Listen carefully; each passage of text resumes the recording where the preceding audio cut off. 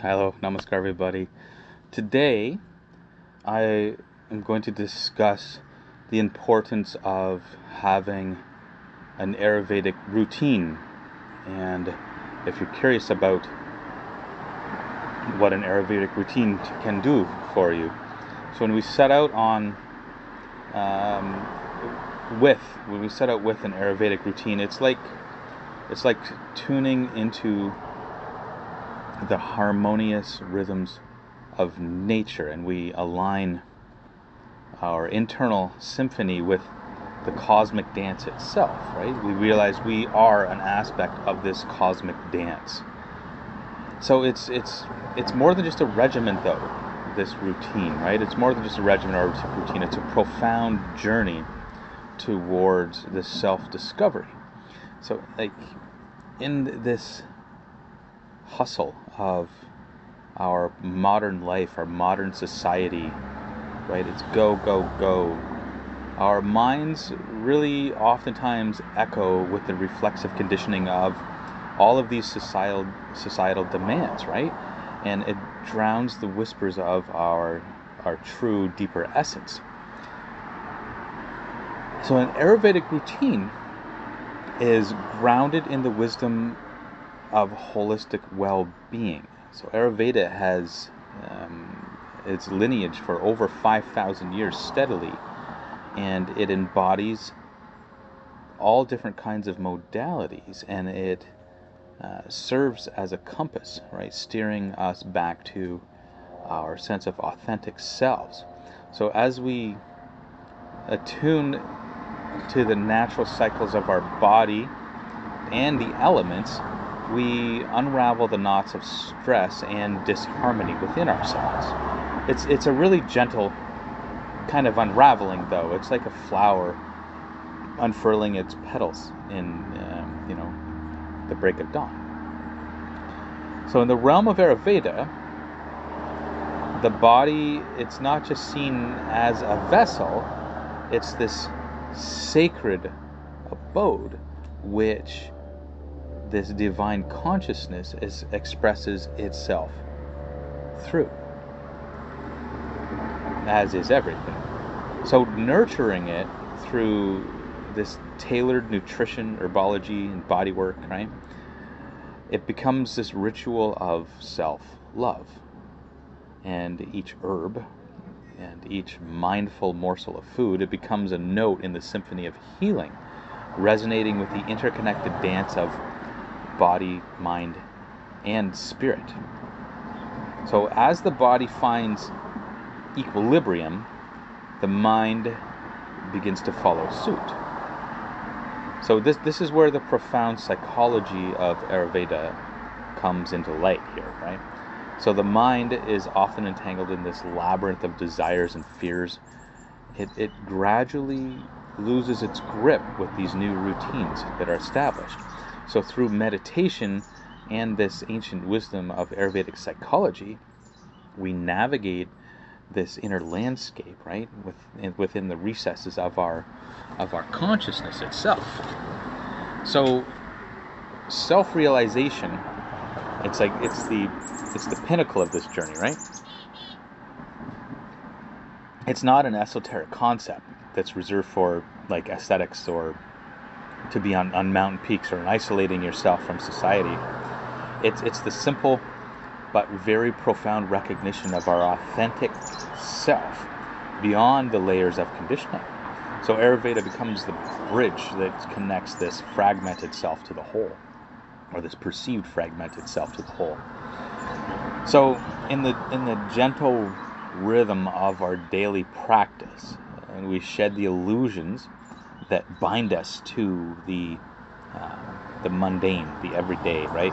So the self-realization, in contrast to the cacophony of conditioned existence, is the serene recognition of our interconnectedness with all things, right? It's a state where the boundaries between the self and the other dissolve, right? And it reveals this tapestry woven with threads of this universal consciousness. So, in the canvas of Ayurvedic living, it's self-realization. It's not like this distant mirage, right? But it's just really whole entire blossoming reality. It's a sweet fragrance of being liberated from the shackles of the mind's kind of reflexive dance. So as we move on this path, we not only like heal ourselves, but we contribute to the healing of the collective consciousness, right? As we are the collective consciousness. So this ripple effect of well-being, it echoes through the interconnected tapestry of all of existence. So for each dosha, we can have a slightly different approach to this, and we should. So for the Vata, this Vata constitution, you can embrace this Ayurvedic routine. It's like weaving stability into the dance of change. So Vata is composed of air and space, and it embodies qualities of this creativity and movement. But to harmonize this kind of dynamic energy, you have to have a very mindful routine grounded in this Ayurvedic wisdom is very paramount. So a good thing to do is, if you're a Vata individual, is rise with the sun. Okay? So as the first rays of the sunlight kind of illuminate the world, the Vata individual should really greet the day mindfully. So this establishes a connection with this natural rhythm, right? Grounding their airy and spacey kind of nature. So a warm glass of water, maybe just with a touch of ginger, right? It kickstarts this digestive fire, and it prepares the body for the entire day ahead. So Vata should always nourish with some kind of warmth as well. So breakfast is incredibly important for Vata. They should embrace these kind of warm and grounding elements. They need to opt in for things like cooked grains, like oatmeal, quinoa, and season it with just something warming like cinnamon or cardamom. Very, very good stuff here. So just even a little touch of ghee in there, if you like ghee. It's incredibly comforting, right? Comforting layer for the Vata individual. Also, mindful movement. So Vata has a very dynamic energy, and it craves movement all the time. But it's really crucial to channel it mindfully. So engaging in this gentle yoga, slow asanas, or Tai Chi is incredibly great for Vata as well. Or just a serene kind of stroll, taking it easy and moving slowly and taking things in, walking through nature and really taking the time to absorb and intentionally absorb what's going in mindfully, slowly, right? Very, very good for Vata to do. There's sipping tea throughout the day. Very good for them as well, like herbal teas that pacify Vata, like chamomile, ginger, licorice root, right? They provide this soothing feeling and calms this flutter of this airy mind. It helps grounding. So we're all about grounding here with Vata. So this a nutrient-dense lunch, like for midday. We want a well-cooked, nutrient-dense meal, like root vegetables, hearty soups, some, sprinkling of some spices, right, to help fortify the body against Vata's tendency for imbalance. You want to create tranquil spaces for yourself. So the Vata individual, they thrive in serene environments.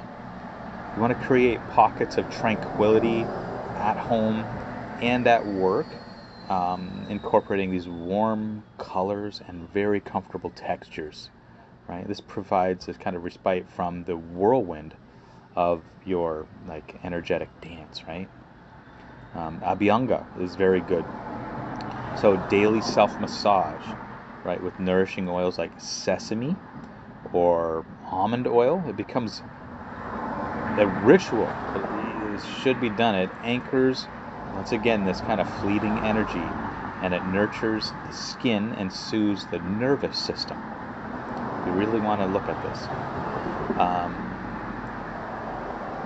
Digital detox, that's a good thing to do as well. So you want to really usher in the sense of calm by disconnecting from screens, So if you're getting to bed, say, by 11 o'clock, have the screens off by around 8 o'clock, right?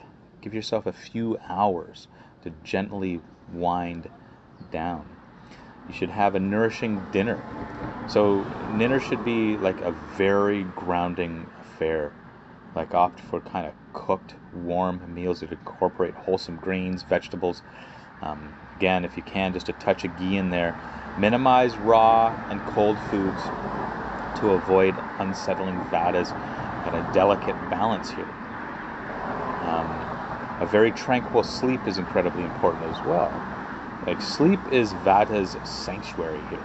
So you want to create a bedtime ritual that includes this calming activities like sipping warm herbal tea or practicing mindful meditation, right?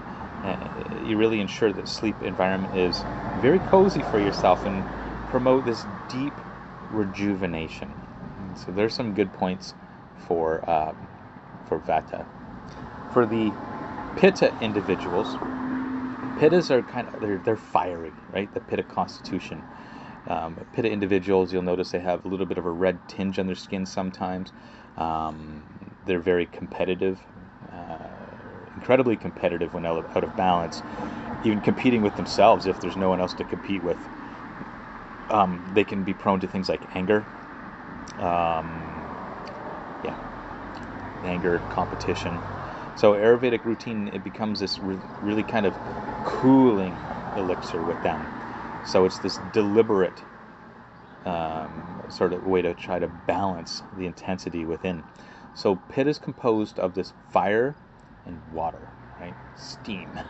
So it embodies qualities of passion and precision. So crafting a daily routine grounded in Ayurvedic wisdom, it becomes this key to harnessing this kind of potent energy that's here. So we want to rise with Pitta individuals to wake up early in coolness. So Pitta individuals benefit from rising early and catching the cool embrace at dawn. So a refreshing start includes a gentle meditation to set a calm tone for the day. Okay? You want to start the day with a glass of room temperature water, right, to hydrate and balance this internal fire. So a little splash of lemon juice, just a very little bit. Don't want to do this all, like, for every glass of water you have. That could be damaging. So just a little splash of lemon juice just adds a touch of this detoxifying kind of zest without overheating, right? We don't want to overheat. You want to do mindful exercise. So exercise for Pitta should be moderate and calming. You want to activities like swimming, cool water, walking in nature, right? Yoga with emphasis on gentle flowing movements, right? You want to dissipate this excess heat. Cooling breakfast. So breakfast patifies Pitta, this fiery nature, like smoothies with cooling ingredients like coconut milk, mint, maybe cucumber, not within the smoothies, but or a bowl of sweet, ripe fruits. That's a really refreshing start. Midday, you want to have a midday cool down. So during the heat, you want to take a break to cool down. A short walk in a shaded area, right? A few minutes of deep breathing can really regulate this Pitta's intense energy. You want to sip on cooling teas throughout the day. So indulge in teas that have a cooling effect, like peppermint, fennel, rose petal infusions, right? They help balance this internal heat, soothe this digestive system. You want to have a balanced lunch, so opt in for well-balanced, cooling lunch for yourself. So you want to have a variety of colorful vegetables, leafy greens and grains, sprinkle of cooling spices like coriander or fennel, right? It adds flavor without igniting this excess heat. Your work-life harmony. So Pitta individuals excel in their pursuits, but it's crucial to maintain a balance. So you want to create these structured breaks throughout the day during your work hours to prevent any kind of burnout. Incorporate these brief moments of relaxation to really cool and calm down this intensity. So is Pitta pacifying evening routines as well. So as the day winds down, you want to engage in activities that foster this deep relaxation. So calming evening stroll, light stretching, reading something soothing, right? It prepares the mind for rest. A light dinner and early sleep. That's what you want for Pitta. Dinner should be light and easily digestible. Okay? So like cooling foods like steamed vegetable, quinoa, or a gentle soup. And aim for an early bedtime, right? To ensure quality rest and rejuvenation here. Now for Kapha. So the Kapha constitution, this Ayurvedic routine, once again, it says the right of revitalizing dance, right? It's this deliberate rhythm to really awaken the senses and invigorate the body. So Kapha is composed of earth and water. So it embodies the qualities of stability and endurance. So crafting a daily routine grounded in this Ayurvedic wisdom, it becomes an essential tool to harmonize these nurturing energies. You want to have a gentle wake up here, right? So while embracing this morning calm, Kapha individuals should rise early but with a gentle touch. So you want to awaken the senses with a splash of cool water on the face, and it signifies this the start to the day. So I want to have energizing morning rituals as well. So engage in these dynamic practices to counteract Kapha's natural tendency towards lethargy. So yoga sequences should have brisk movements and invigorating breathing exercises really help to stimulate the body and mind. Remember, Kapha, its tendency is to be slow, sluggish, move things at a tortoise's pace, right? So you want to put in these invigorating exercises and breath work in the morning to really help stimulate things. You also want to have a kind of stimulating breakfast. So breakfast that incorporates warmth and stimulation. So like spiced oatmeal, for example, with a sprinkle of cinnamon and a touch of honey, warm fruit, right? They provide a nurturing but kind of an awakening start. Invigorating exercise. So physical activity, it should be dynamic and counterbalance Kapha's inclination towards these sedentary habits. So you want to choose activities that build heat, like cardio workouts, really to invigorate the body. You want to stay hydrated with warm drinks. So throughout the day, you want to sip on beverages like ginger tea or hot water with lemon. So this helps keep the digestive fires kindled and prevents the stagnation inside the body. Some like stimulating aromas would be good too, like essential oils like eucalyptus, citrus, peppermint. They can lift Kapha's spirits and really promote mental clarity. You want a light and spicy lunch. So you want to opt for a lunch that's light but includes these warming and spicy elements. So incorporate grains like quinoa, legumes, a whole variety of vegetables, and spices like ginger, black pepper, and mustard seeds. Okay? You want to do active breaks. So take short breaks throughout the day to move and stretch. Even like a brief walk or stretching exercising can prevent Kapha's tendency to feel really sluggish. You want to create an uplifting environment. So Kapha individuals thrive in a lively atmosphere. So introduce bright colors, vibrant artwork, and like natural light into your living and workspace to uplift the mood.